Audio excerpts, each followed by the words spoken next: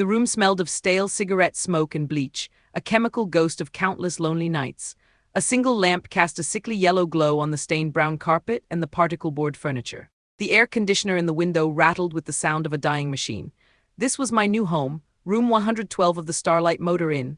Cost $900 a month, a figure my son David had repeated with a certain grim satisfaction, as if pricing a piece of unwanted luggage he was putting into storage. I sat on the edge of the lumpy bed, the thin floral bedspread rough against my hands.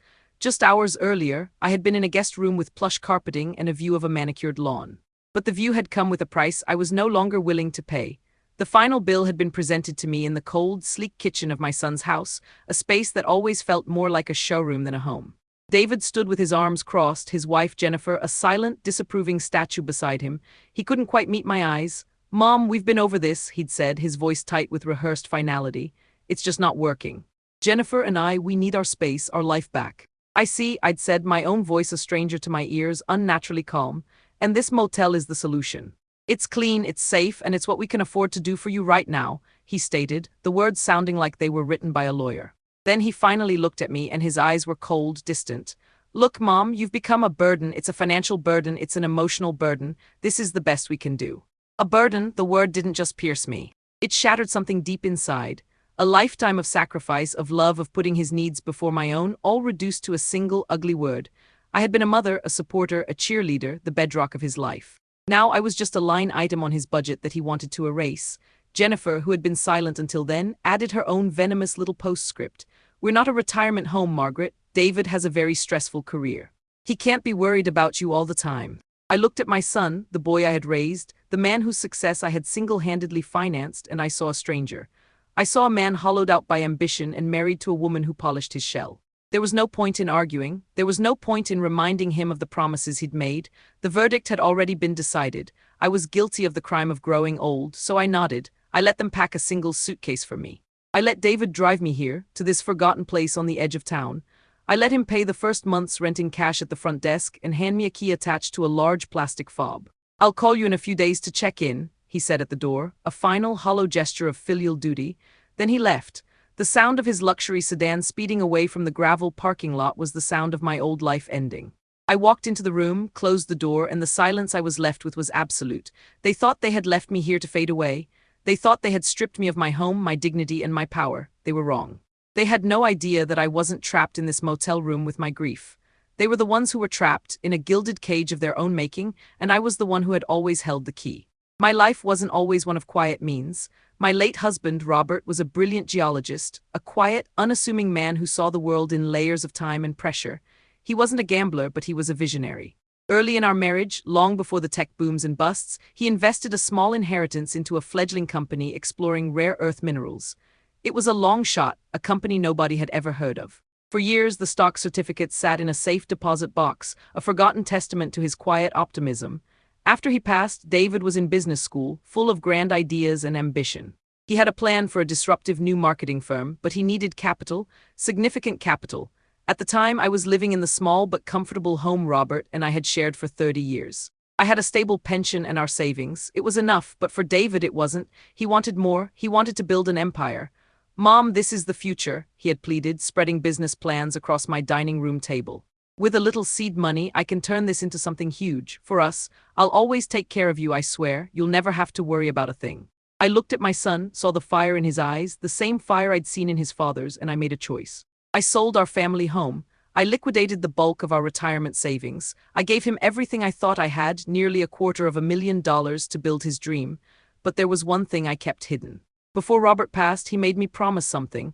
"Maggie," he'd said, his voice weak but his eyes clear, "that mining stock, it's going to be worth something someday. Don't touch it unless you have to. Don't even tell David about it. Let him make his own way. This is your safety net, your independence." I had honored that promise. I never told David about the safe deposit box or the quietly multiplying shares of a company that had, over the course of 3 decades, become a global powerhouse in the tech supply chain. My hidden nest egg wasn't just a safety net, it had grown into a dragon's hoard. While I was living a modest life, my secret portfolio had swelled to an astonishing 8-figure sum. I never touched it, I never wanted to. I took pride in seeing David succeed with the money I had given him. His company, Apex Marketing, went public 5 years ago. He became the toast of the town, the brilliant young CEO. He bought a mansion, married Jennifer, a woman who seemed to love the idea of him more than the man himself, and they began living a life of breathtaking expense. My own life took a different turn. A bad fall and a broken hip made it clear I couldn't live alone anymore. True to his word, or so it seemed at the time, David insisted I move in with them. I was grateful, believing my sacrifice had been honored.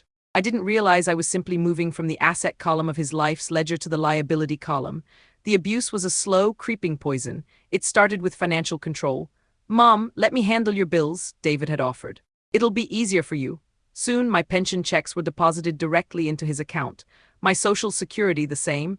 I was given a small weekly allowance like a child, while my own money was used to pay for their wine club subscriptions and Jennifer's designer handbags. Then came the isolation. My friends would call and Jennifer would answer. "Oh, Margaret's resting," she would say sweetly. "It's not a good time." They slowly stopped calling. When David and Jennifer hosted their lavish parties, I was encouraged to stay in my room. "It's just so loud, Mom. You'll be more comfortable in here," they'd say. I was an embarrassment, a relic of a past they wanted to forget. The word burden wasn't spoken for a long time, but it was there in every sigh when I asked for a ride to a doctor's appointment, in every eye roll from Jennifer when I took too long to eat my dinner, in every conversation that stopped abruptly when I entered a room. The final escalation began when David's company hit a rough patch. A major client pulled out and the stock price took a hit. The pressure mounted, and the thin veneer of their patience with me wore away completely. My small expenses were suddenly magnified into unbearable costs. My presence in their perfect home became an intolerable intrusion. That's when the whispers about other options began. It culminated in that cold kitchen confrontation, the drive to the motel, and the final, brutal severing of our bond. He didn't just move me out of his house, he was trying to move me out of his life. Sitting in that silent, lonely room, I did not feel despair. I felt a strange and terrible clarity. My husband had foreseen a day when I might need to be independent. He just never imagined it would be my own son I would need protection from. The safety net wasn't for a stranger or a bad investment, it was for a bad son. The time for quiet patience was over. The time for charity had passed. My son had called me a burden. He was about to find out just how heavy a burden I could truly be. The first 2 days at the Starlight Motor Inn were a study in observation. I watched the rhythm of the place, the cleaning staff with their rattling carts, the weary travelers checking in at dusk and out at dawn. I made a point of being polite to the woman at the front desk, a kind, overworked soul named Maria. I learned that kindness, even in a place like this, was a currency. On the third morning, I put on my best remaining dress, a simple but elegant navy blue sheath I had kept from my old life. I walked to the front desk. "Maria," I said with a warm smile, "could you please call me a taxi? I have a meeting in the city." She looked surprised to see me dressed so professionally. "Of course, Margaret, everything all right." "Everything is about to be," I said. The taxi took me downtown, to the gleaming glass and steel tower of a major international bank. This was not a branch where you cashed checks. This was a place where fortunes were managed. I walked into the lobby and announced myself to the private wealth division. A few minutes later, I was shaking hands with Mr. Sterling, a man whose tailored suit probably cost more than my son's monthly mortgage payment. He had been managing Robert's hidden portfolio for the last decade, following a set of very specific, long-dormant instructions I had put in place years ago.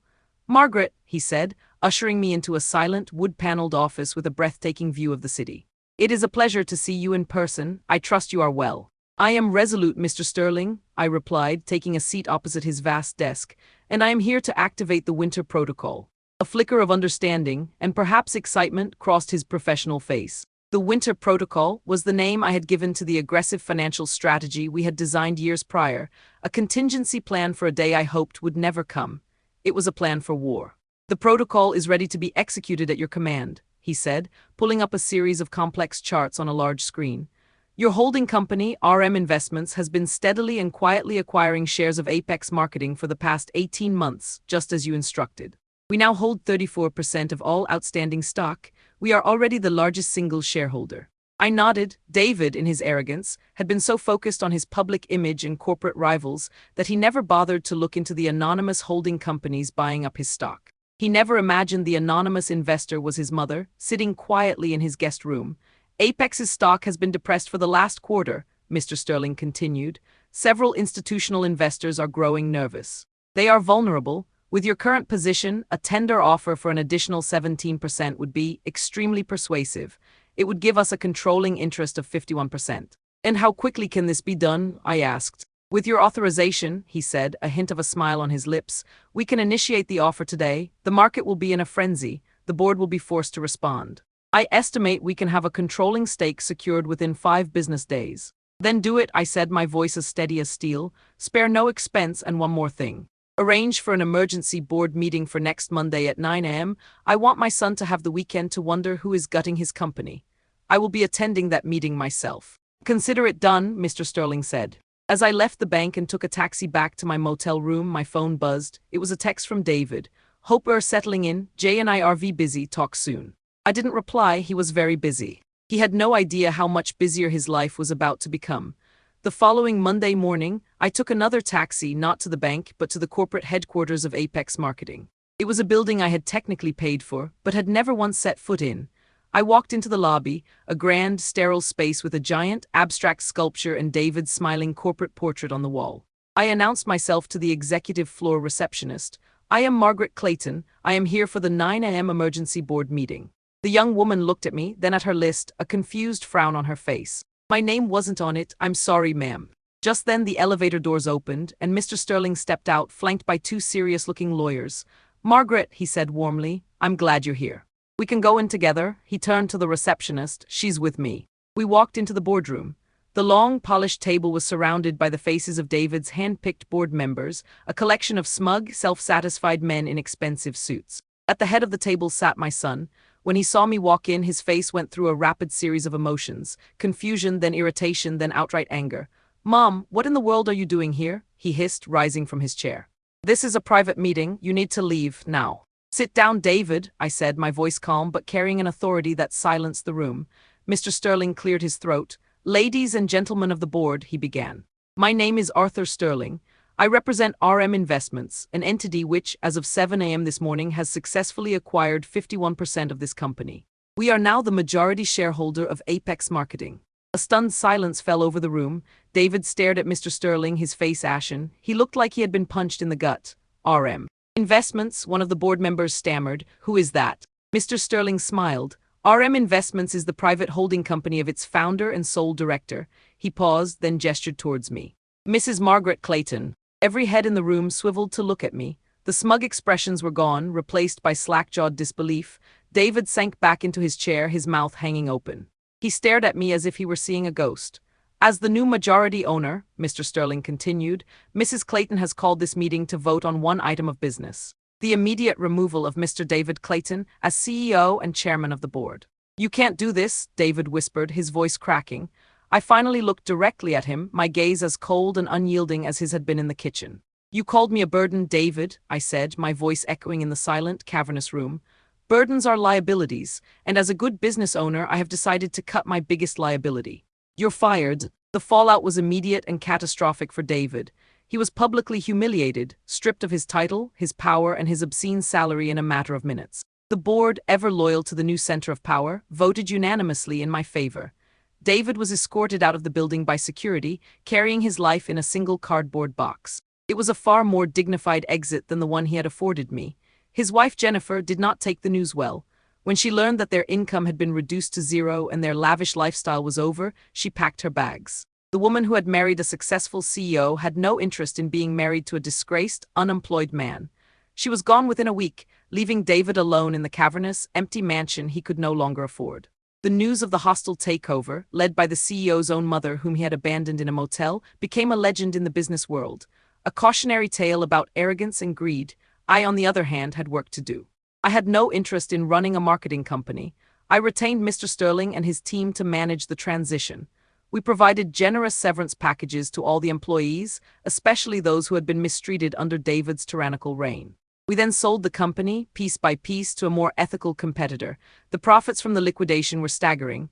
A few weeks later, a broken and humbled David showed up at the motel. He looked haggard, like he hadn't slept in days. He begged, he pleaded. He cried real tears this time, not for me but for himself. Mom, I'm sorry, he sobbed. I was a fool. I'll do anything. Give me a job, please. I have nothing left. I listened patiently, my heart aching not for the man he had become, but for the little boy I had lost so long ago. I will not give you a job, David, I said, my voice gentle but firm.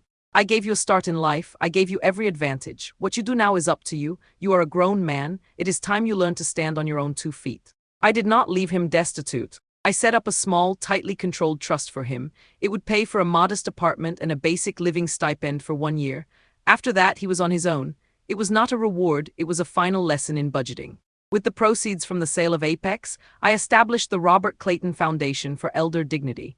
Our mission is to provide legal and financial support to seniors